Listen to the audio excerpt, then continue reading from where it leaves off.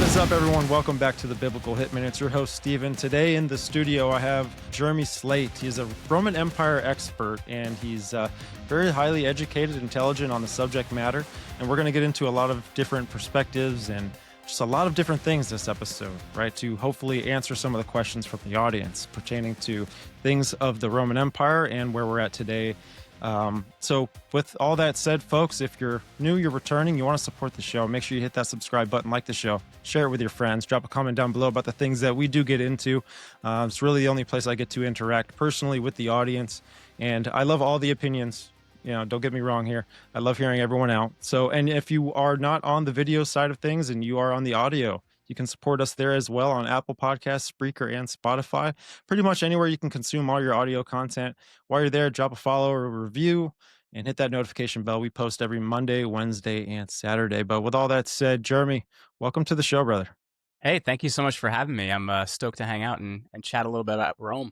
Yeah, it's going to be a lot of fun, man. I mean, everyone knows about Rome, right? Especially just being a Christian podcaster, looking at the different empires that have gone through the world, especially looking at things particular in the book of Daniel. We can see certain prophecies of empires that have developed and fallen, and Rome being one of those.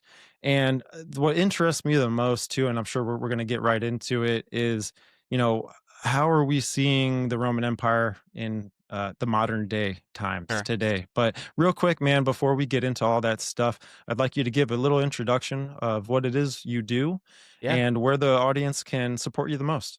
Yeah, so my company is called Command Your Brand. We are a PR agency for the podcast world, so you can check us out over at commandyourbrand.com.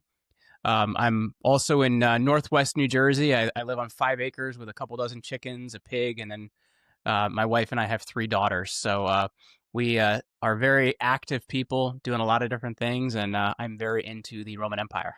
Yeah, right on, man. Where'd you go to school? So I went to Seton Hall University here in New Jersey, and I did my undergrad degree. I was a double major in Catholic theology, and then my other major was in Judaism. And then I got to my senior year, and they're like, you know, if you really had like kind of thoughtfully planned the classes you were taking, you could have triple majored in history. So I guess a little planning there and taking 2 other classes that were prerequisites for each other, and I could have been that. Then I did a study program at New College, Oxford, where I did a Catholic social literature program. So we did like the works of Lewis, Chesterton. We studied A Man for All Seasons, a lot of those different things as well. And then my master's, I came back to Seton Hall. And it's interesting because a lot of universities now are getting rid of classics programs, which is where you would learn about things like Rome and Greece and a lot of ancient languages. And my university had gotten rid of that. There was only a history master's program. So I had basically convinced the dean of the School of History to let me pull all of the professors from the undergrad classics department into their history department, and basically create my own major around, how the first Roman emperor used propaganda to convince people he was God. Right. As far as your studies go, and I'm sure you've covered not just the Roman Empire, you've had to kind of cover a lot of other pieces of history. Is there kind of like a similar playbook with these empires that have come into the world and have gone away? There is too, and you can see it in kind of the British Empire, what happened. You can see it. I'm not as aware of things in Asia, so I couldn't really comment as much to that. But if you do look at a lot of empires, one of the major things you see as a monetary problem is one of the major issues you're going to see first and foremost. When countries start destroying their money, it is a major issue for how they end up existing. And if you look at what happened kind of to the later British Empire, even if you look at France, when the monarchy ended, a big problem was a monetary system. And that's why Napoleon was able to walk in. So it is something that creates a lot of unrest. It creates an ability for change you're not expecting.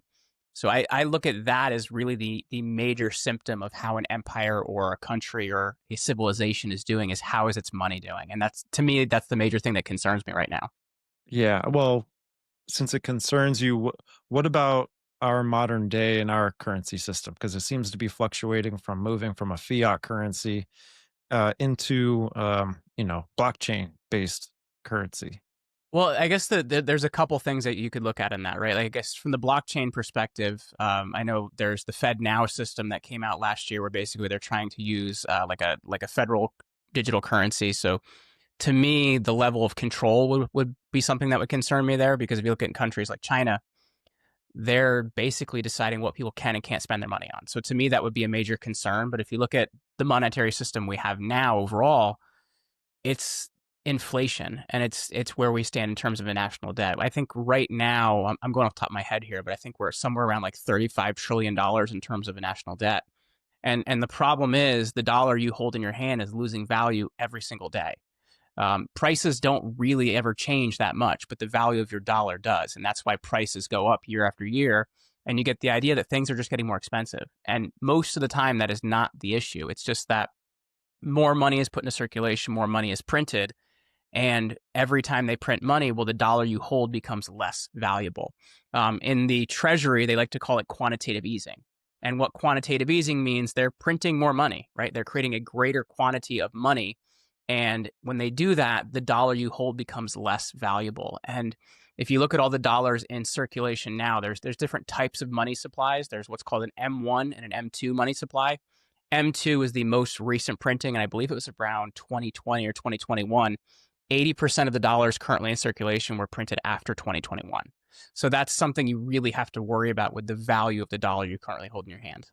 Yeah, it kind of one thing that makes me worried a little bit of our financial system is the power, kind of like you talked about, and who's really going to be developing regulations over it, or some sort of guidelines that pertain to the Correct. money. Well, and it makes me think of a woman. I forget her name, but she was. I think she's still a part of the Treasury Department of the United States. But she was on the World Economic Forum. This had to be a couple years ago, and she was talking about that. Yes, the future of our money is going to be digital. It is going to be based off a blockchain system, but this is going to this is where the people are going to have to regulate some sort of new constitution to govern this idea, you know. What are your Well, thoughts in kind the of with that? EU, they've been talking about that a lot. A lot of people in our country, at least, tend to ignore what's happening in Europe, but I think it's a big indicator of where we're going. And if you look at Ursula von der Leyen is I believe her post is that she leads the European Commission. I believe that's her actual posting, but she's been talking about the same thing of, changing over currencies, that we're going to need some sort of a new constitution for what these currencies mean. And I think for us, it's a future indicator of where we're going. And that's what I'm really worried about, because we're looking at how will our money used and how will our civil liberties be affected as part of that. And I think that's a really, really big concern for me. Yeah, it seems like maybe money in the future would be something as what we could see today as a voucher system, or food stamps in some sort, like a credit system where you Yeah. now, it's like video games, right? It's like you get Well, it's this. like a social credit system in some ways, right? Like, and Yeah. if your social credit score is high enough, I know James Lindsay has been discussing this for years, and they have a system like that in China. It's a social credit based system where if you say things that keeps the government happy, you're going to have a good high social credit score, and you're a good little citizen. And because of that, you're able to spend and use money in ways that you would deem, that you'd like to. If you don't, you get rejected and you get disbanked and other things like that. So to me, that would be a major concern, is heading to a more of a social credit type of system. Yeah, and what's funny too is I this is kind of contrary to how some people believe, but what I've been seeing as far as our administration, and you've got people like RFK, Trump, and Dr. Oz, especially when they've been on the board talking about this idea of make America healthy again. I think that that might be an avenue to push some sort of idea of a social credit system. What I mean by that is basically now integrating wearables with the population to monitor health, because it's such a good thing. We only see benefits from it, but now people are having their body activity data monitored, and that data would be sent out through a cloud system, and it would be filed, it would be tracked, it would be all of these things. I could see that being something that also that also is a segment of what there's there's different patents out there that I've Sure. researched where there's Microsoft has a patent that which is the number of it specifically is 2020 060606, which is an interesting number. I don't know exactly Yeah. what it means. It doesn't explain it in the patent, but it's a sensor that basically registers with a user and it senses body activity data. And through that body activity data, it's able to then produce to you cryptocurrency, which they claim it to be mining cryptocurrency in the patent. So, but it's a Wow. reward. And that's kind of like what I see that as today. But all in the name of health, if that makes sense. Well, you even have what I don't know when you're going to publish this episode, but you even have when Attorney General Pam Bondi came out, I think about 2 or 3 days ago, and we're in the wake of the terrible events that happened to Charlie Kirk, and Pam Bondi came out and she said, well, there's several types of speech, right? There's free speech, and then there's hate speech, and if you have hate speech, we're going to pursue you to the fullest extent of the law, and it's like, whoa, that's not what our Constitution says or stands for. So at the same time, I'm really concerned for social controls and kind of how that could tie to, not just our money, but other parts of our life. Yeah. So with where we're at, kind of, I think we kind of gave a good explanation of where we're at today. How Yeah. can we make comparisons with the Roman Empire? Because I believe history repeats itself at some point. Was the Yeah. Roman Empire doing something similar to what we're seeing today? So I like to say that history doesn't repeat, but it does rhyme in a lot of ways. Okay, Like good way we, to we put see it. we see similar patterns, but everything's not exactly the same. And to understand what Rome is, I think it's important to know it's three eras in time. It's an almost 2,000 year civilization. And when you look at Rome, it's founded in 753 BC as a kingdom. It's a kingdom for about 500 years, and then it's going to become the Roman Republic, which is what we're aware of in kind of pop culture and what our founding fathers were looking at when they created our founding documents. But the Roman Republic is going to last from 509 BC to around 31 BC. And it's a very interesting time period, too, because I think there's a bit of revisionist history in the way it's looked at. It really was, in some ways, an oligarchy of the wealthy, right? Because Rome was about anywhere between 10 and 5% literate. And if you look at the actual people running the government, it was the same 5 or 10% that were actually running the government. So were things better in that time period? Absolutely. But at the same time, it did still have a lot of status and wealth that mattered for what was happening for people in that time period. The Roman Empire period is the period from 31 BC to around 476 AD. And that's in the West, right? Because if you look at what we later call the Byzantine Empire, that goes until 1453, and that's the eastern half of the Roman Empire. But the interesting thing about that is they would have called themselves Romans. They would have never called themselves Byzantines. That term actually comes out of the 16th century when kind of as a postscript, they're trying to figure out how to differentiate this civilization from what was the Roman Empire, because historically, it's always said the Roman Empire ended around the 5th century. So I think it's important to kind of understand first and foremost that it's three eras in time. If you're looking at kind of the classical Roman Empire area, but then if you want to look and include Byzantium in the East, it's even a fourth kind of layer of time here. Now, when you're looking at things that were going wrong, it's kind of interesting, Stephen, because the thing and I wrote a thread about this not long ago on X. I very often looked at Rome's 3rd century as an indicator for a lot of what we're going through today. But once again, it's not something that repeats, but it does rhyme in some ways. The thing that doesn't repeat is there was this issue of military leaders basically declaring themselves emperor with an army and conquering Rome and basically taking over. And this, during the 3rd century, you're going to have an obnoxious number of men that claim to be emperor. From the period of like 238 AD to like 251, it's called the crisis of the 3rd century, is where it really gets bad around the 230s. But that's an issue they're dealing with, is kind of the central power issue. Now, if you want to look at the other two major issues they're dealing with, those are the things I look at a lot. One is a border problem. They're not really handling their borders well at all. Around 117 AD under Emperor Trajan, Rome changed its policy of conquering and decided we're just going to have walls and we're going to maintain those walls. But what ends up happening is, in order to maintain their military, well, they need more men. And so they start bringing what are they calling barbarians into the Roman army. Initially, they're kind of auxiliaries called the Federati.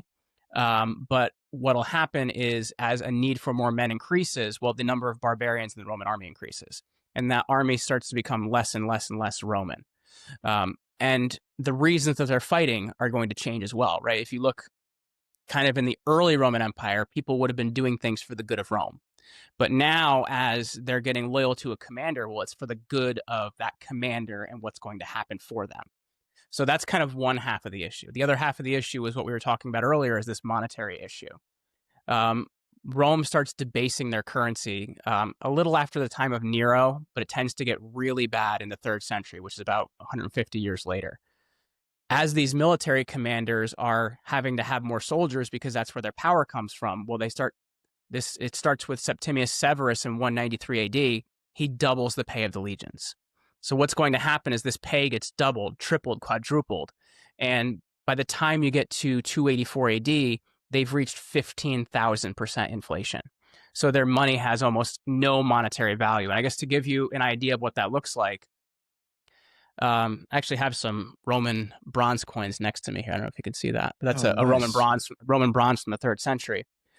This is what a silver coin would have been, because silver around the time of Augustus, so that's the 1st century, would have been 95% pure. By the time you get to Aurelian in the 270s AD, it's 5% pure. And it would have looked like that bronze coin. It would have been mostly bronze. And that's the issue that you start dealing with, is you have people that aren't really defining as being part of this empire that they're fighting for. They're fighting for currency. So when the currency doesn't have value and you have this weak central leadership, well, you start to cease to actually have a civilization. And that's really going to be the major thing that Rome runs into. And it limps on for another 150 years. But they also didn't have technology like we do. We can destroy our money even faster. So there is a lot of concerns when I look at the 3rd century. But now the other part of it as well is we also have some symptoms of what the fall of the Republic looked like. So we have kind of this weird dichotomy of the fall of an empire and the fall of a republic happening at the same time. And if you look at the last 100 years of the Roman Republic, it's what's known as the Roman Civil War. So we're talking like 133 to 31 BC. And the first assassination that happens in 133 is this guy named Tiberius Gracchus. And violence starts to become a real part of how Romans deal with politics. It had not really been so before that time period. So the last 100 years are absolute chaos. And that's actually what creates a power vacuum for somebody like Augustus to declare himself emperor, because he creates peace after people have been through civil war for 100 years. So that's the really interesting part about the time period we're in, is we're seeing a lot of this civil unrest, we're seeing a lot of this violence, but we're also seeing these border issues like we're having here, and we're also seeing a monetary issue. So to me, it's, as I said, it doesn't repeat, it rhymes, but it's a lot of similar things happening at the same time. Right. So you mentioned, someone. Sorry, that was a little bit long-winded. No, I love that, because that's good. The people love it. Listen, what makes me think with what you said with today is we're just missing that king to come in here and to usher in that peace. Would you say? That's correct. No, Okay. that's correct. And that's really, if you look at,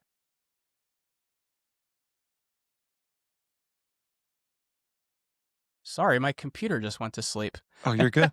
You're good. No worries. No, if you look at kind of how Augustus took power, I think that's the really interesting thing to look at, right? That last 100 years, it's absolute upheaval. You have the death of Tiberius Gracchus in 133. His brother Gaius Gracchus is assassinated a number of years later for a similar thing. Then in the 80s BC, you have Lucius Sulla that comes in, and he creates this process called proscribing, where basically they would put names on tablets in the forum, and those people could be assassinated or could be basically put to death. And anybody that would put them to death, their property would be a reward, which is a major issue.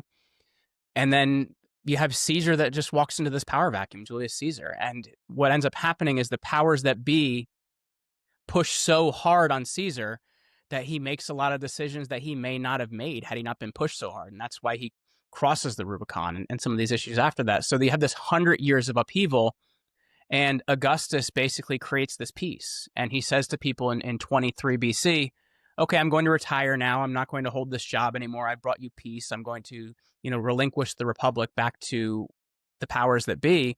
And people beg him to stay. And that ends up being how this new position is created. So what he ends up doing is, in the Roman political system, he takes several offices and merges them, because they had this idea that they hated kingship. Because, as I mentioned, Rome had been a kingdom for its first several hundred years, and the final king, Tarquin the Proud, is actually removed, and he's put the first, what's called consul, the first person to be similar to a president. There would be two in every year. Removes him, is a guy named Brutus, which is interesting because the Brutus family is the same family that kills Julius Caesar. So they didn't like the idea of kingship. That it was a dirty word in Rome.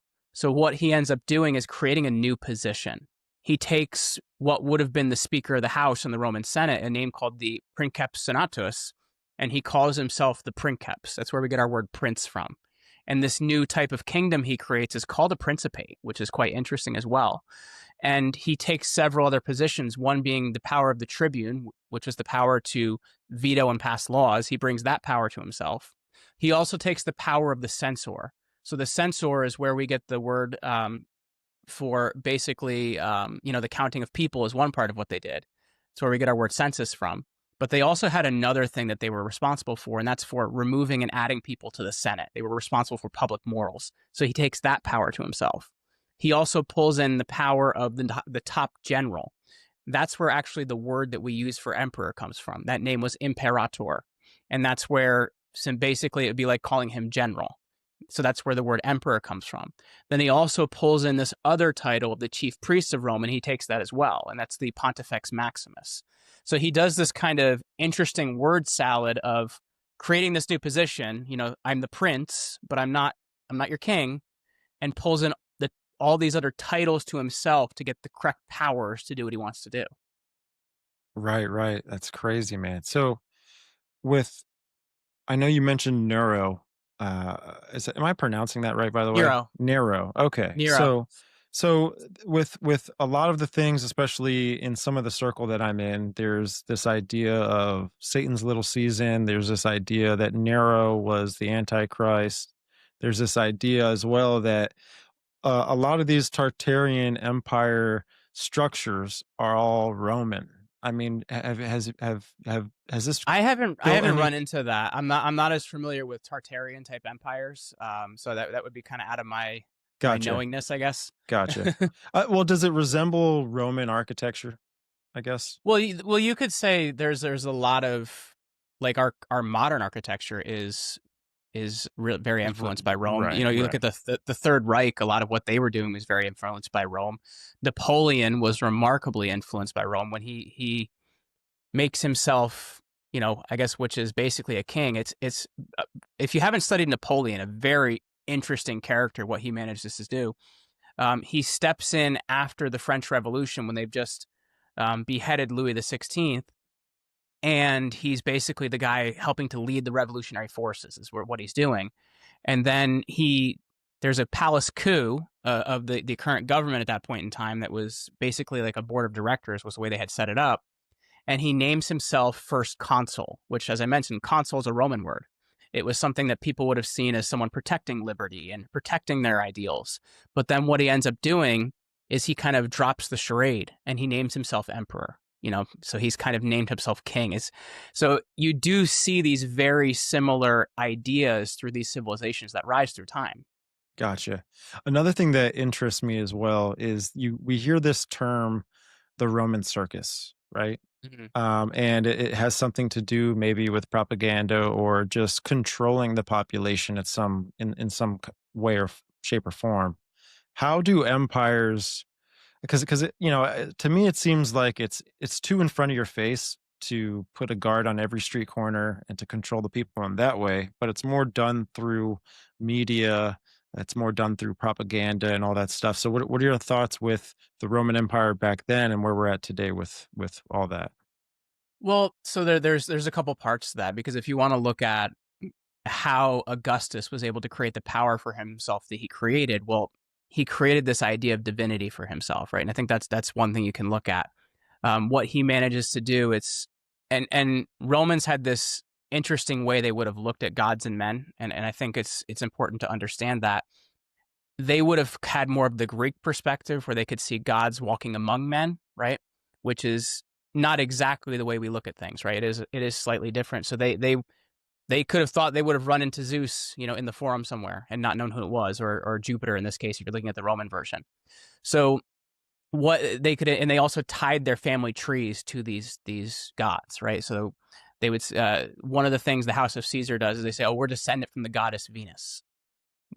That's not something we would say here in modern America, that you're related to the goddess Venus. But to them, that seemed a bit more believable, right? So they was kind of giving themselves divinity in a way. So when Julius Caesar dies in 44 BC, there's a comet that goes across the sky. And then Augustus uses this as an opportunity to say, well, that's my father, Julius Caesar, taking his place in the heavens. And if my father's God, well, what does that make me, right? So then he also, through coinage, starts to put his face on all the coins. He puts statues of himself all over the empire. He's also responsible for creating a lot of the new writing, as he's funding writers like Livy that are writing during this time period. So he really tries to establish kind of this new social order with him at its front. So that's kind of one part of it, is he changes what people are looking at, how they're looking at it, how they perceive it. Now, if you want to look at bread and circus, you kind of have to understand Roman culture a little bit. The chariot races were a really big part of what Romans did. It fueled gambling. It fueled kind of the underworld of crime. It was a big part of what they did. And these chariot teams had different colors. They would have the red team, the green team, the purple team. And these chariot teams, believe it or not, were also political parties, as weird as that is. So chariot teams were a big part of their society, and they controlled a lot of what was happening. Then you have the gladiator games, which are also a big part of what people do. And these amphitheaters that they would view these in are enormous. If you look at the Colosseum, which still stands now, the original name of it would have been the Flavian Amphitheater, as it's built under Emperor Vespasian. So that becomes a big part of their daily life, right? Going to these games and being distracted by these games. One piece of false history that movies like Gladiator give us is it was a very low percentage of gladiators that were actually dying in games, right? Because to actually create and train a skilled gladiator costs a lot of money. So people didn't want to lose or have killed a gladiator. Many times it would be somebody would have a sword pointed to them, and that would be the end of the fight. There weren't many gladiators that were actually dying. It's a very small percentage. So that's the circus part of things. People are very distracted by these games. They're gambling on them constantly. And a lot of people will be in debt for their gambling on these games. So it's a very big part of life for average citizens. Now, the bread part, that comes really during the time period of the Roman Revolution is where that starts. Tiberius Gracchus, as I mentioned, that was assassinated in 133, he makes some major reforms, one of which is a land reform. Is a lot of the wealthy had been keeping land that was supposed to be public land and starting their own farms on it, and basically starting to kind of be more of what a medieval society was, right? Where it was basically landed peasants living on land, but it was public land. They didn't actually own it. They just kind of set up shop and nobody kicked them off. So he's trying to handle, what do we do with this public land? The other thing he's trying to handle is people are starving during this time period. So he starts something called the grain dole. And the Roman Empire basically becomes responsible for feeding all of the people that live in its empire. But the way it was done was really messy. It got corrupted, and one of the most powerful people in Rome becomes the guy in charge of the grain supply. So Julius Caesar actually streamlines this process of how people get and receive grain. So they're responsible for feeding anybody that's a citizen or a free person within the empire. Now, to kind of have some background on, and I apologize for these long diatribes, but it's like you kind of need to like understand A to get B to get C to get D. Right. But the reason Rome is able to rise like it is it happens during a time period called the Roman climate optimum. Kind of this great time period for growing food and grains and grapes and olives and all these things. And that's from about 200 BC to around 200 AD. So in the mid to late empire, the grain prices double, triple, quadruple, and they have all these people to feed. So that's another thing that also drives inflation. So the idea of bread and circus is free people would have been fed for the most part, because of this process, and everybody was very into these games and was gambling their life savings on them, and was constantly into the politics of it. So it's a very all-consuming thing, and because of that, people wouldn't have been aware of what the emperor was doing or what the Senate was doing or what their politicians were doing, because they were just too into these other things, because that's what survival was for them. Yeah. So with today, what is our modern day bread and circus? I don't know. You look at these gambling apps you can have on your phone now, man. I Like know. it's getting pretty bad, honestly. I know, like it's really easy. It's very easy. I don't know about you. I've never bet on anything, so it's like at the same time, it's all consuming. And even look at what's happened with like ESPN and some of these other networks. Like they've actually merged with a lot of gambling companies, and it's become a big part of sport. So it's very interesting, because we have a welfare system set up in our country in a lot of ways that's feeding people, where they're not asked to produce and they're not asked to create anything. And if they do, they actually lose that benefit. So why would they want to create anything anyway? And then people are just very consumed in sports. And don't get me wrong, I'm wearing my baseball hat. I love baseball, but at the same time, I think at the same time, it becomes all consuming, where you don't pay attention to the real things that are happening in your life, and laws get passed and changes get made and nobody knows, you know? Yeah. And with that consumption, it's grasping your attention into a certain direction, if that makes any sense, right? So No, yeah. and everyone's looking down nowadays. They don't have to go to the Coliseum anymore. It's just all they have Yeah. to do is just literally look down, and that's it. It's on their There was phones. a like, you know how celebrity photographers chase people around and like take pictures of them? There was a picture of Bradley Cooper recently, and they like took a picture of him walking out of a date, and they zoomed in on his phone, and he had the Eagles game on his phone as he's walking. Right? Exactly. That's crazy. And I feel like that's a big piece of how things get passed, and just how our leaders today are able to do things and slide it under the door, if that makes any sense. And I think things, Well, it's also the idea of emergency as well, right? Like, and yeah, this would happen in Rome. Like, oh, we need to solve this situation because there's an emergency. And if you look at how bills are passed many times now, like the Patriot Act, for example, we have an emergency. We have all these individual laws that we had previously tried to pass in different places and didn't work. We group them together because we now have an emergency, and we pass all of them. That's the same thing that happens with the inflation bill that was passed a few years ago. Is all of these things are passed, nobody reads them, nobody's aware of what's happening, and your world is kind of changing very quickly around you. yeah, exactly. And I know there's a lot of things pertaining to, like, there's distractions, or at least just misdirections, if that makes any Yeah. sense. They like to blend a lot of things in, especially with Google searches. They'll blow some sort of event up that's the same name of maybe something that they're passing in Congress, so that when you search it in Google, technically the more search results you'll get are pertaining to something that is propaganda, rather than what just really happened, that is important to all of us, Americans. And I saw that with the Well, even the naming of bills too, right? Like, yeah. the Patriot Act. There was a book that was put out a number of years ago by Glenn Greenwald, where he actually breaks down the bill, and it's called "How Would a Patriot Act?" Right? It's like, if you're patriotic, you would support this bill. Or you have the Inflation Reduction Act, which dramatically increased inflation, right? So Hmm. it's very 1984 how these words are used. Yeah, man.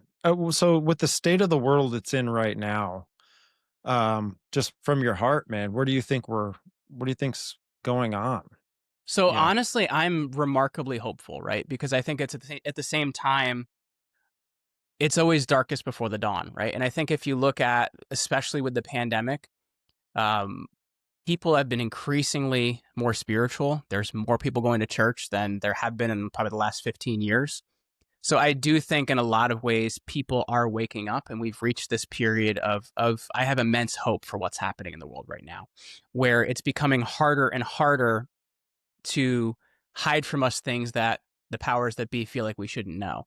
So to me, I'm hopeful for where we are right now. I really am, because bad events are just pushing people closer to being more spiritual, right?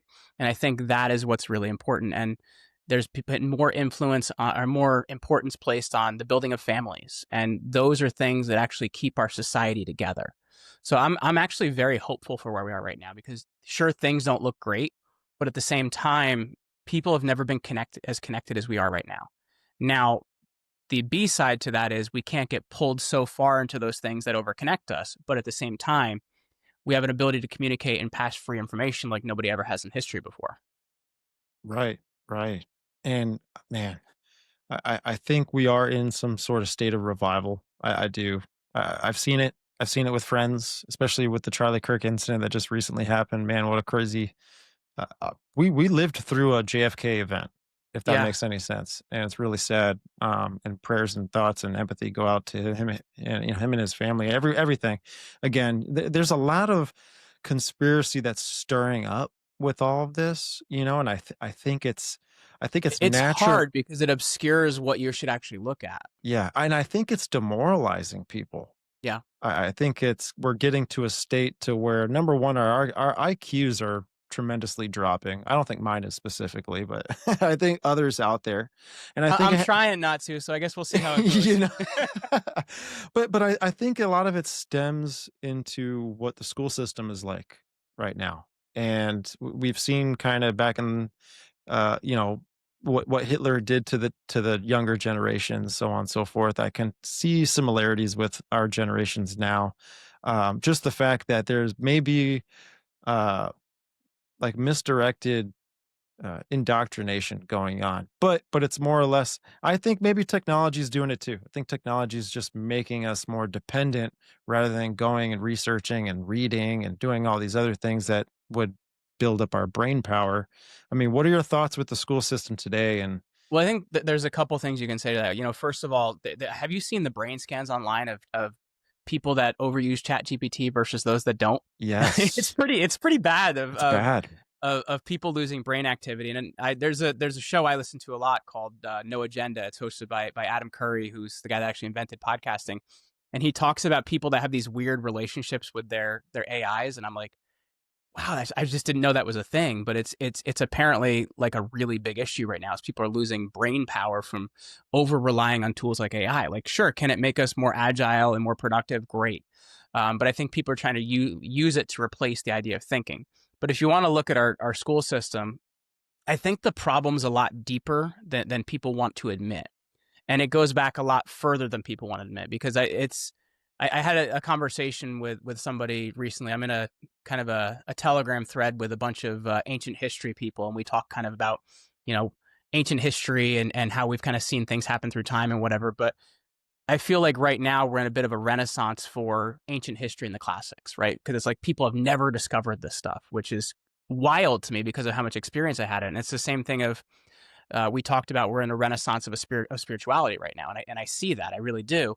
But then you have to question, if we're in a renaissance, why, right? Like, why did we get to a point where people forgot these things?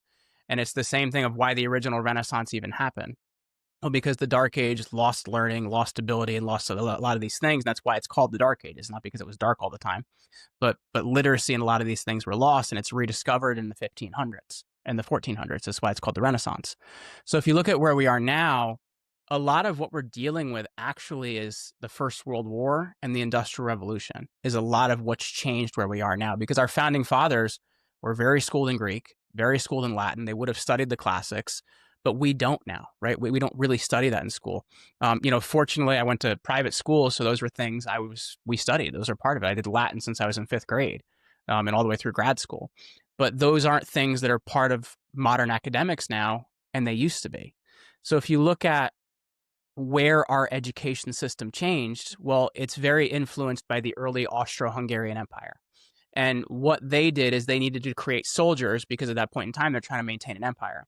Well, the First World War, that's what happened, right? We needed more soldiers for the First World War, the Second World War, so education changes. Another part of that as well that you're dealing with at the same time is the Industrial Revolution.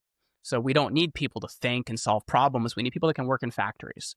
And our education has never really come back from these major changes that were made at the end of the 19th century and the beginning of the 20th century. And that's why we're having a renaissance of people rediscovering these things, because they've been totally dropped out from education. Like, it's just been, not ised in a lot of ways. Yeah, yeah, I see like I don't know. I think maybe 2 or 3 or 4 more generations, and it's going to be like the movie Idiocracy. Have you ever seen that movie? That's one of my I'm favorite movies sorry, because it's so ridiculous. it's really bad. I mean, They're, thinking they're of putting Gatorade on the grass and they don't know why it's not growing, but dude, it's got electrolytes. Oh my goodness. And then the political campaign or Macho cabinet. Camacho or Yeah, that whatever was his name was. hilarious, dude. Oh my goodness. I remember watching that movie on the way back from visiting the Georgia Guidestones with a few buddies of mine.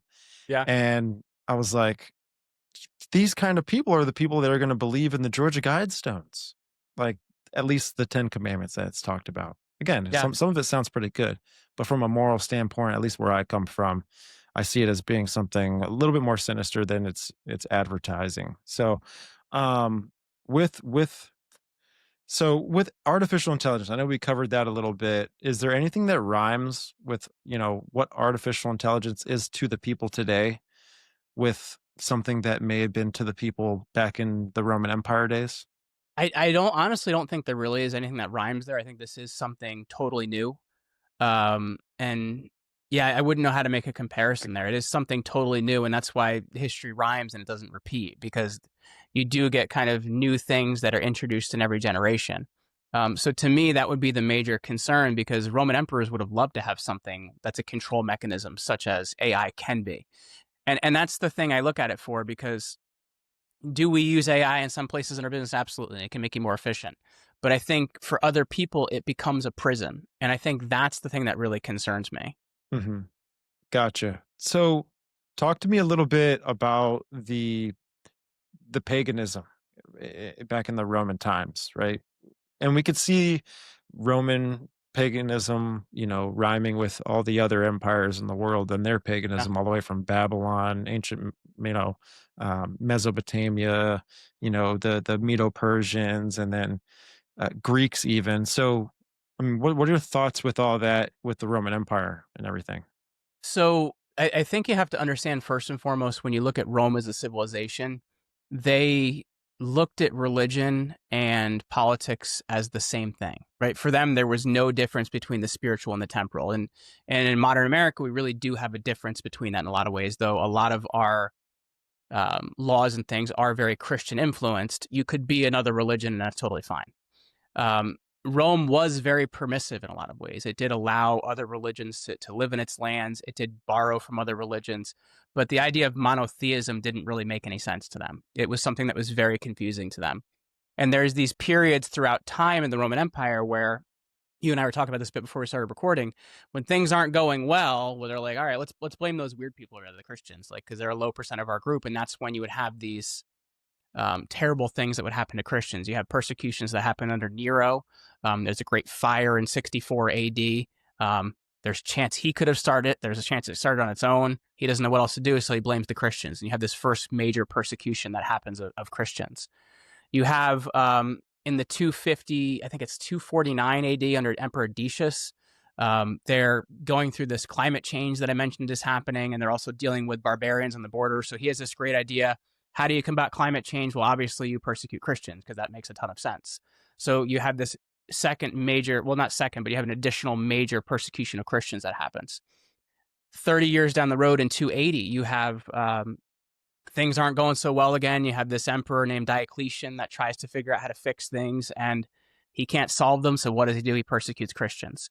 So there's this interesting kind of back and forth between when things aren't going well and Rome doesn't know what to do, they persecute the Christians, because they would have seen Christianity as a political act, when for Christians it really wasn't that. It was like, this is what I spiritually believe and this is what makes sense to me. Sure, I'll live in Rome and I'll pay attention to your laws and whatever it might be, but I'm not going to believe in your gods, right? They aren't real for me. But Romans wouldn't have been able to understand the difference. They would have seen not worshiping Roman gods and not sacrificing to the emperor as a political act. And that's why these persecutions become such a big part of what happens. Now, there's a shift a bit later on in, I'm trying to remember the exact date off my head. I think it's 311. The Roman Empire gets divided between East and West. It happens under Diocletian in the 280s. And there's a gentleman who is the Eastern Empire. His name is Constantine. And there is another emperor who's the Western emperor. His name is Maxentius. And Constantine decides he wants to have the whole empire for himself, but he has to beat Maxentius in order to do this. So there's a battle called Milvian Bridge in 311. And Constantine has this vision, and he sees in the sky, under this sign you will conquer, in hoc signos, and the sign that he sees is the Christian cross. So he has all of his soldiers painted on their shields. He wins the Battle of Milvian Bridge, and he's not baptized until his deathbed, but he starts to live his life more as a Christian after that point. So now in 313, you're going to have what's called the Edict of Milan, and it just takes Christianity and no longer makes it illegal. It starts making it, it allows it to be a legal thing that you are permitted to be a Christian, and that's okay. It doesn't become the official religion of the empire until 380 under Theodosius the Great, but you do have this major shift in the middle of the 4th century that really changes how Christianity is seen and viewed. And then you have an empire that's persecuting Christianity that's later promoting it, which is a very interesting kind of juxtaposition in ways. Mm-hmm. Is it true that they built, I don't know which emperor it was, but they built a temple of Jupiter on top of the grave, right? Or the burial site of Jesus? That I don't know. I can tell you that the Colosseum, which was originally called the Flavian Amphitheater, was actually built with money that Emperor Vespasian took from the temple in Jerusalem, and actually got from his conquests in Jerusalem. Gotcha. So I wanted to ask you something about Constantine, because there's this whole thing that comes up in the Christian community, right? With the Council of Nicaea. This is particularly people that are kind of against, uh, you know, Christianity. They say that the Council of Nicaea was, some sort of sinister group that collected and built the Bible to what it is today. Do you have anything to kind of say on that? So the Bible doesn't come out of the Council of Nicaea. The reason that the Council of Nicaea is created is for something called the Arian heresy. There's a preacher during this period of time that's traveling through the empire. His name's Arius, and there's this confusion on what is Jesus? Is he fully God or fully man? And Arius is teaching this idea that he's just fully one, right? And he's and in Christianity we see God as Jesus as fully God and fully man. So he's teaching something that doesn't align with what most Christians believe during this time, and it was creating a political upheaval. And as I mentioned, for Romans, religion and politics were very close near to one. So an emperor would have seen this, and he's like, well, I don't want any political upheaval. We need to solve this. So the Council of Nicaea is created to decide, is Arianism a heresy, and what is the true nature of Christ? So that's actually what the Council of Nicaea does, and that's where the Nicene Creed comes out of we believe in one God, and et cetera, et cetera, et cetera. So I've heard this same talk that you've talked about. It comes out of later church councils, but it doesn't come out of Nicaea. But a lot of people, for some reason, tend to put a lot of attention on Nicaea, but the books of the Bible aren't decided there. Gotcha. Yeah, it's something that's definitely been, and that's what I'm saying about social media and people just catching on to these things like they're all facts or something. They go on social media, they'll look at a 6-second clip or a 10-second clip, and they'll be like, "Oh, dude, did you see this? What is this? And it's kind of like, I just think there's a war for our minds, if that Oh, makes sense. absolutely. No, they're absolutely. Alex Jones has been saying that for years. That's why it's called InfoWars, right? Because Yeah, there is a war on for your yeah. minds. Seriously. Yeah, man. Yeah. And with the whole talking about with the gods being the same with, political leaders, right? With the nature of it, Well, because possibly. you have early emperors that would have been deified after their death. Later emperors have kind of made that transition now where people don't believe that they will become gods, that they are gods, and they start being deified during life. This starts with Emperor Domitian, who's one of the first to try to do this. He's the son of Vespasian. Vespasian makes this funny comment, by the way, because as I mentioned, that emperors would have been deified after their death. He's in the middle of, I guess, passing away or dying, and he goes, "My dear, I think I'm becoming a god." So it's kind of this weird juxtaposition how things start to change as the empire goes along. Wow. It just kind of makes me think of what took place in the Garden of Eden when the serpent was deceiving Eve, and he's like, you'll be like gods. Yeah. So I think they're a big part of even what goes on in our leadership today compared to the Roman Empire and before that.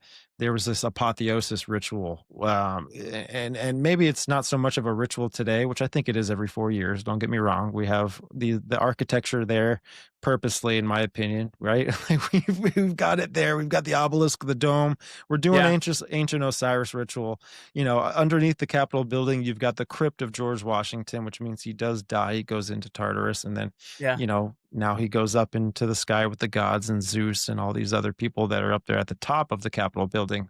But yeah, man, I mean, Well, that's funny though, because I think at the same time, I think the educated were onto the idea of what was happening. I don't know if you're aware of how Claudius becomes emperor. He's the fifth Roman emperor. He's the uncle of Caligula, and Caligula is assassinated. And there's lots of ideas on what it actually means. And in modern, the way we look at classics, we don't believe he might have been crazy. He might just not have been agreed with the Senate, whatever. So he's assassinated, and they find his uncle hiding somewhere in the palace. And they're like, oh, he looks pretty good. He could be emperor.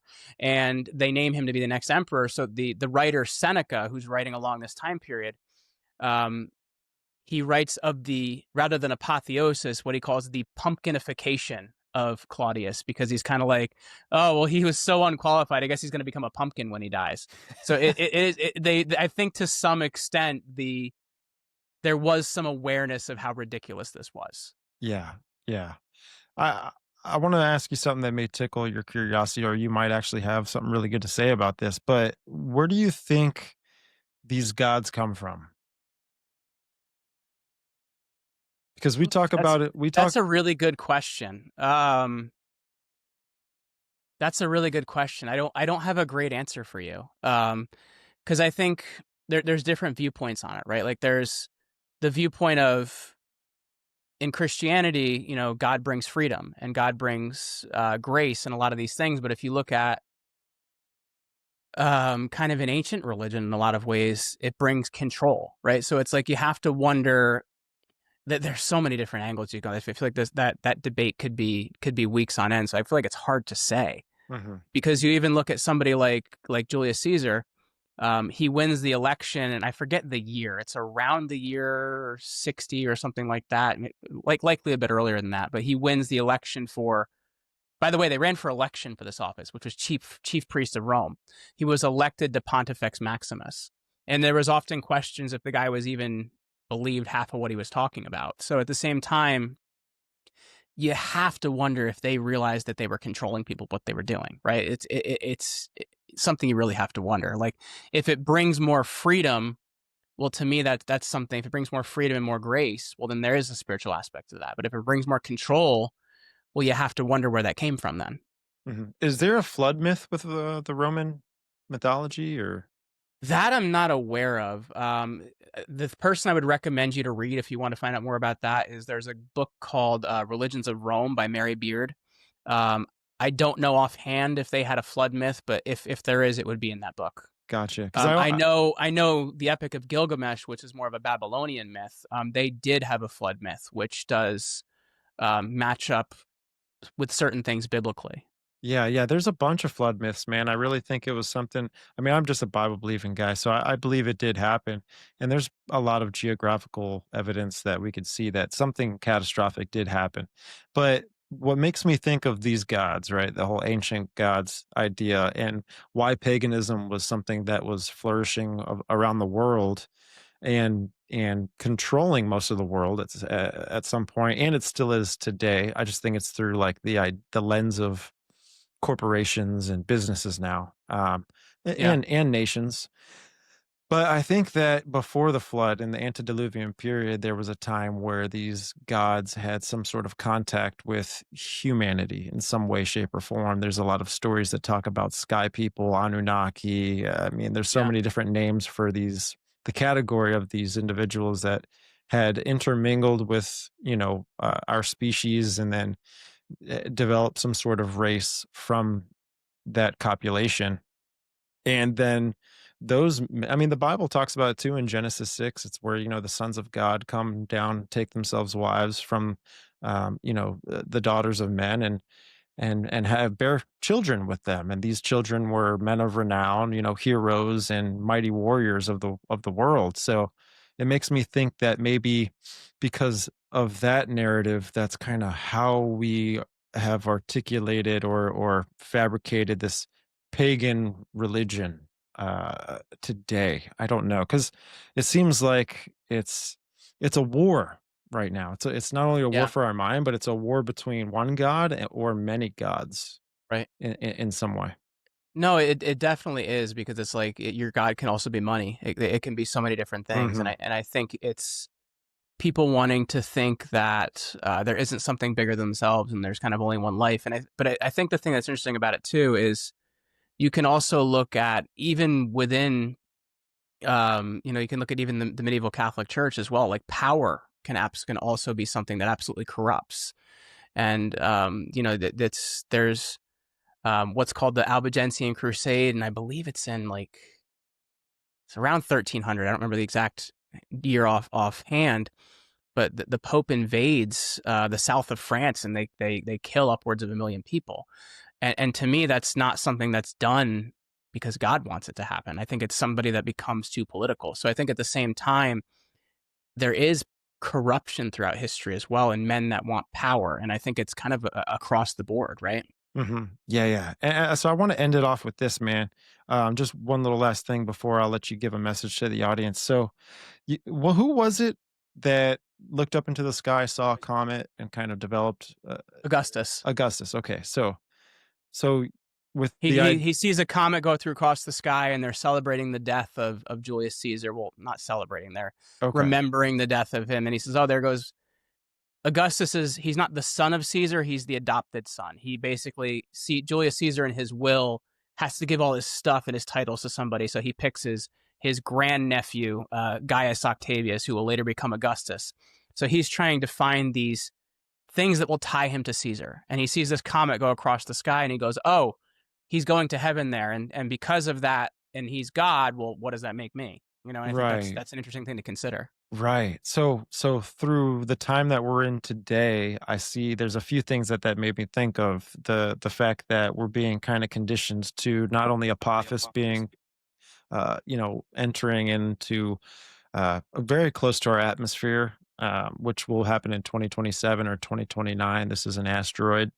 And there's also Three Eye Atlas, which is supposed to also be visible or come to Earth even by November of this year. So, with those two things as being pushed out through the media platforms, very high end, news media sources and articles and stuff are pushing this narrative.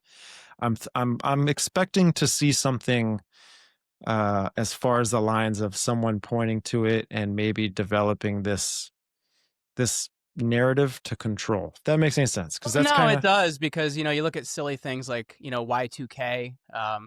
They had the computer code all figured out, but they tricked us for a couple of years, right? Or you had the whole 2012 Mayan calendar thing. Oh my gosh, it didn't go anymore after that date. Maybe they just ran out of numbers, right? Like, so at the same right. time, of course, people are going to look at silly things to distract others. It just goes back to the idea of bread and circus, right? Getting people's attention off of where it should really be. Yeah, and it could just be to make a lot of money off something. I Oh don't yeah, know. go viral. Yeah, exactly, man. So, well, hey, Jeremy, I had a good time, man. This was an awesome show. It's the first of many, hopefully. And Yeah. but you've got a few seconds, minutes, however long you want to take. Just if you want to share a last message with the audience, you can use the time now. Well, I think the thing to really think about here is, if you're going to change anything in your life or change anything in your civilization, the responsibility comes down to you. And I think it goes back to one of the things we were talking about earlier. It's in your spiritual self. That's very important. It's in taking care and raising a good family. That's really important. That's how this society continues. So I think to realize that you have to take full responsibility for things in your own sphere. I think that is the most important thing to take out of what we talked about today. Is this, it shouldn't be about your politicians. It shouldn't be about the greater narrative. It should be about what are you doing in your sphere, and how are you getting other people in your sphere involved to also do the same thing. I think that's what's most vital here. Right on, man. And I think it's awesome. You've got land, right? That's a beautiful thing. I'm I don't have actually a ton of land. We got like 4 or 5 acres here, so it's like 4.5. So it's yeah. we, Well, we I mean, we in got some. that area, it's expensive. I mean, that's something that's wonderful to have. I would say Well, it's a I'm in blessing. Northwest Jersey, man. It's not expensive Oh here. It's cow. no. It's cow country. Oh, that's cool. All right. All right. Cause I just got land out here a couple years ago. We're building a house and my goodness, has that been a crazy process. Well, I'm Um, in Northwest New Jersey. It's kind of more like living in Ohio or something like that. okay. Gotcha. Gotcha. So it's like an upstate New York kind of vibe. Exactly like that. Yeah, but we just don't have Nice. a government encroaching on our lives as bad as the one in New York. Though it's not great here. Don't get me wrong. Yeah, right on, man. So I'd have to pick your brain in the future, maybe about chickens and stuff, because I want to do the whole thing like that. I want to farm. I want to be able to Oh, build an awesome. ecosystem to that I can sustain, or Well, that can it's be. given our girls a lot of things to do too. Like, they open up the barn and collect the eggs and clean out the barn stalls and pick up all the pig crap all over the yard. So, they're good at it. Nice, man. Nice. So, hey, brother, I appreciate you. Again, this was a Yeah. lot of fun. Hope to do it again with you in the future. For the audience, real quick, where can they support you the most? So I'm Jeremy Ryan Slate on all platforms. So I guess whatever one works for you, follow me there. I'm most active on X. It's where I'm posting the most. As I mentioned, my company is Command Your Brand, and we help people to appear on the right podcasts and get their message out. So we have a great free blueprint for them if they want to go grab that over at commandyourempire.com, because I don't want your empire to decline and fall like Rome. So that's commandyourempire.com. And just thanks again for having me, man. This is a great conversation. We got to go in a lot of different areas that I don't usually get to go. I'm definitely not an expert in anything, in everything. So I hope I was agile as needed here, and I hope people learned something today. And at the same time, I would hope they don't take my word for it. I would hope it gets them interested to go out and study. Right on, man. Well, thank you so much, man. God bless you, your family, and just best of luck with everything else. Thank you. Same to you. Right. Biblical Hitman debrief. Appreciate you, Jeremy, for coming on the show, man. What a interesting conversation. I learned a lot. I need to learn more, actually. But no, man, thanks for coming on. It was a pretty awesome conversation. Picked your brain a little bit about a few different topics that, yeah, I just know that we're all thinking about, especially pertaining to, different empires of the world and how, like you said, how they tend to rhyme in and out of different periods of history. So one thing I kind of found really fascinating about the conversation was the money system and the fact that when empires kind of start to decline, collapse, or enter into that age where it just ain't looking so good, it pertains to the money system. And so I think America is, I don't know, maybe the whole world seems to be transitioning into something. I'm not even going to say seems to be. I know it's transitioning into something. I'm not going to play stupid here, but the thing is we're going away from the current model that we have today as far as our whole monetary system, right?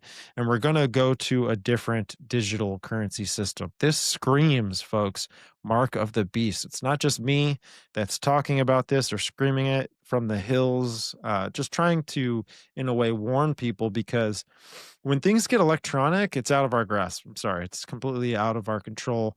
We're giving the power to these people that are going to be control freaks. It just is what it is. Even if the Antichrist isn't come, even if the Antichrist already did come, okay, pertaining to little season, believers. But and again, it's all on the table for me. I'd like to put everything out in front of me so I can map it myself.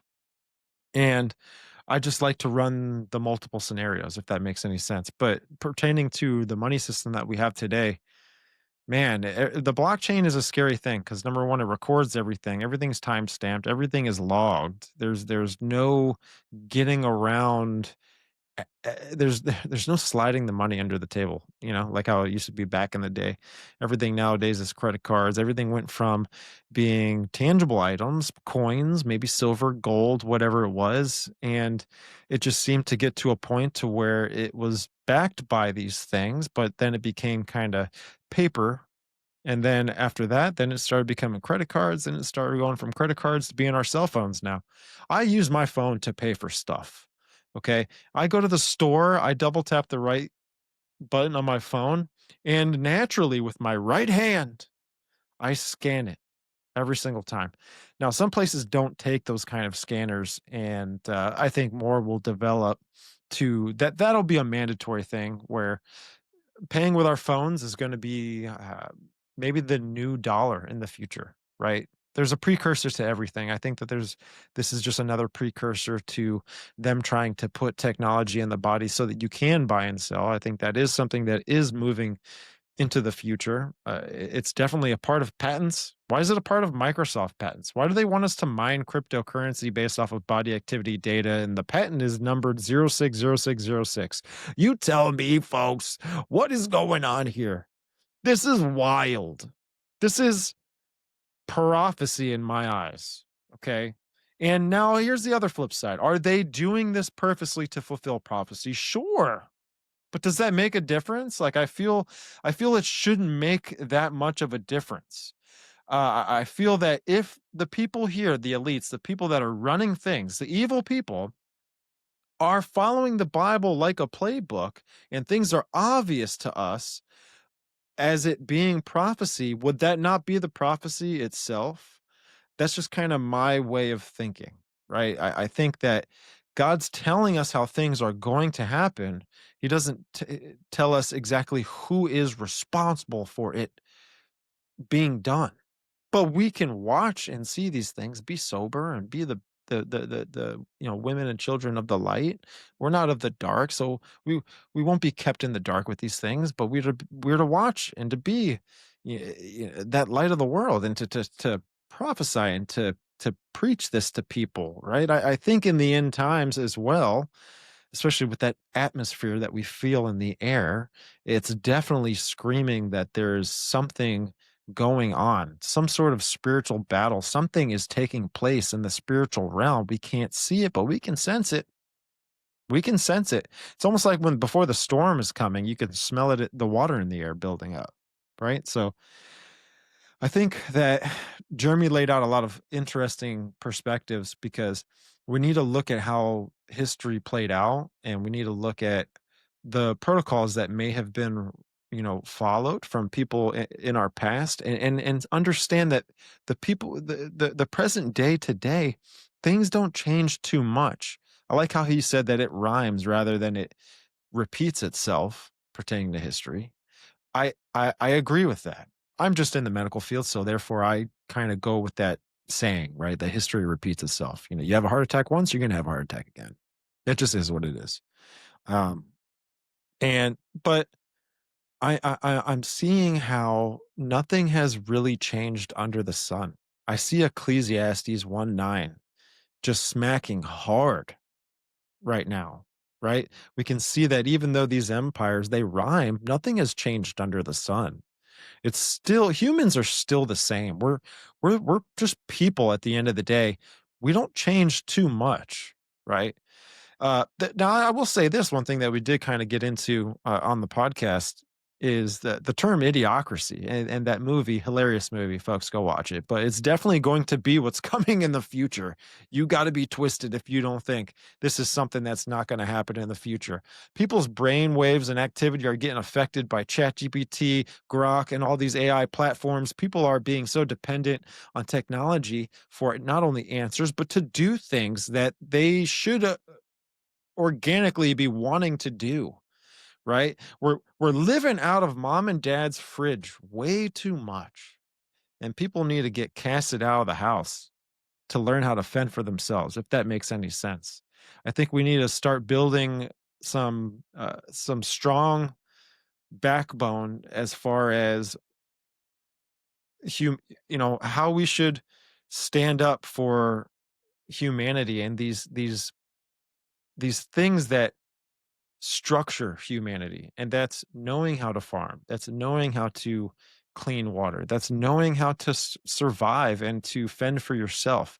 Like who knows if Walmart is ever going to be something that continuously stays open no matter what. Like folks, we saw what happened in 2019, 2020, and those times when the whole world shut down. There was only certain corporations and businesses that were able to stay open. These were places that were controlled by our opposition, if that makes any sense. The elites are the ones that allowed these things to stay open. Small businesses and mom and pop shops were shutting down because they weren't getting the revenue that they needed to survive, right? But what I'm saying is when all of the hell breaks loose, when the stuff gets so wild and crazy and full of chaos, What do you have ready for yourself to go to? Do you have a system? If not, you don't have a system, start building block by block of these systems, right? Systems as far as defense, food, water, shelter, and energy. That's what I focus on. At least someone who, if I can just get out to my property and get my house built already, I pray that I think God is in control of all this, what's going on with me. But I'm ready to get out there and to start building those systems. I think those, I don't know how many I counted, 4 or 5, but those are super important to start get it going. Like, don't wait anymore. And now let's say you're like, well, D-Man, I don't have land. I don't have all this stuff. Well, that's okay because I don't have that either right now, but let's start learning. Start watching some YouTube videos. Start watching what you need to make compost. It's very simple, right? You need carbon, nitrogen, and other organic matter. And as long as you can at least build some type of soil, right? Then all you need to do is get seeds. You're going to learn. It's going to be a huge learning process to try and grow things. Don't get me wrong. I know I'm going to kill a lot of plants when I'm out there, but it's about developing one system after another, and then those systems support the other systems. It's just like how our body works, right? The heart and lungs work together, right? The liver and the gut work together, right? The small and the big intestines work together. Um, and what I'm saying is, I don't know. God's always put it on my heart since 2019, 2020 to start building an ark, and it takes time, right? It took time for Noah to build an ark. He didn't just snap his fingers and it just popped right there for him. If anything, Hebrews talks about that he moved with fear, knowing of the things that were to come. Before they got there, and so in a way, I can see the days of Noah possibly being something similar to today, right? And if we're talking about empires in the past, what have they done and what was their main goal as far as trying to get from the people? And it was trying to get full control from the people, right? Because if you think about it, the 99% versus the one, that's kind of like that's the dynamic of between those two. The 1% doesn't want the 99% to be noticing what they're doing, doesn't want to be, nosy and try to watch every move of what they're doing. And just with that topic alone, Jeremy brought it up in the show, bread and circuses, and this was something to basically get the people focused on something else, get their attention driven to another idea rather than the Senate or rather than what the emperor was doing. And we see that today. It's happening today. There's acts and there's legislation being passed underneath the radar with certain things that are to distract us or to grab and retain our attention. I think that's what the media's purpose is. I think that that's not only what the media's purpose is, right? With TV and all this other stuff. Like, who watches TV nowadays? It's what social media is doing. There's something to do with the dopamine receptor sites and how our attention spans are so small right now that people are trying to make content to get views, which is exactly how this yin and yang work with propaganda, right? They get benefits on both sides, right? The people that are the consumers of content get the dopamine hit. The people that are producing the content get the views and make the revenue and all this stuff. Now, I'm in content creation, so I know exactly kind of how it goes, but I'm trying to get out into the content world to try and cast the gospel out there, to try and show people the truth, to try and show people the light of the world and good news, which people need to get saved, man. We need to all come to the Father. And I pray that we all do before we take our last breath. It's just, that's the name of the game. People have completely different views in this life. They look at things in a completely different way, and that's okay. But when you are getting to your deathbed, when you are moving closer towards exiting out of this place, I think that's when sometimes the wheels start turning for certain people. But if I can make a change, and if God told me to do this, I'm going to do it. And I know God's working through this podcast and working through me to try and do this. It's honestly like being a fisher of men, and you're casting out any kind of episode that you can whenever you can, trying to get an audience to at least hear what it is, you have to say. And that's just what I'm here for. I'm here to get the gospel out there. Here to get the story of Jesus Christ out here. God came in the flesh for the wicked sinner that we are, and there's only redemption through him and his blood and what he did for us on the cross. And so, but folks, I appreciate you. Each and every person that is tuning into this broadcast, is tuning into this episode, whatever you want to call it. I appreciate you very much. I see the analytics, I see the stats, and it blows me away how many people enjoy listening to a guy like me. I don't understand it. So that means God's working. God's doing something here. God's building a community.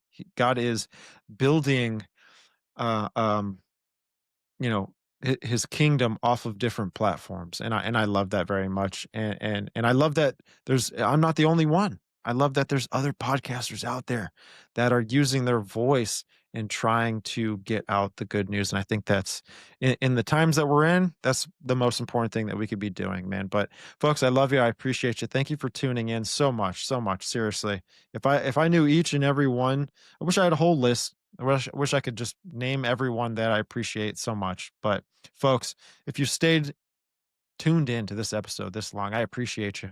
And if it's your first time you're returning and you want to support the show, it's free. Hit that subscribe button, like the show, share it with your friends, drop a comment down below. I've been enjoying the comments more than anything lately. I've been having some pushback, and that's okay because I enjoy that. I have to be stretched just as much as the other person as well. And we can't level each other out, or we can't make a connection unless we actually have a conversation. And I enjoy doing that in the comments. I really do. I try to get back to everybody. And if I haven't gotten back to you, just drop more comments. I promise I'll see it. But I just wish blessings upon all of you. I pray for safety for all of you. I pray for good health to every single one of you. And there's nothing but love in my heart for my audience, and I deeply appreciate you folks. And oh yeah, I forgot as well. Support us on audio platforms as well: Apple Podcasts, Spreaker, Spotify, wherever you consume your podcast content. We gonna be there. And with all that said, that's it. Jeremy Ryan Slate, appreciate you, and hope to get him on again in the future. And but God bless everybody. Love you. Be safe. Bye.